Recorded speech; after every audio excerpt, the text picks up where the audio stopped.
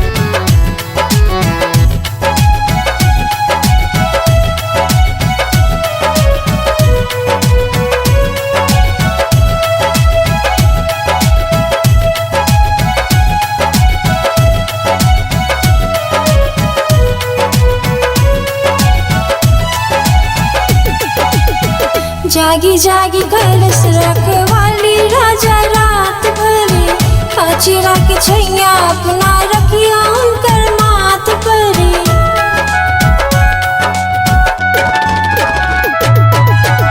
जागी जागी कलश रखवाली राजा रात भरे अचरा के छैया अपना रखिया उनकर माथ परे। कोसिया बिना हर सा सीनु राशि धरवाए मैया रखी क्षमा।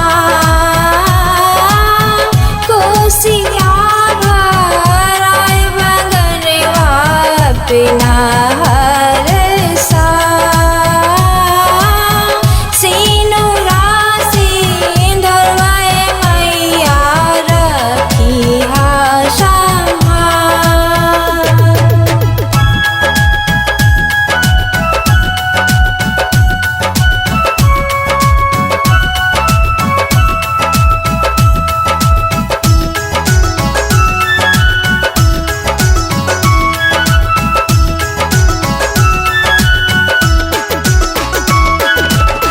रखिए सलामत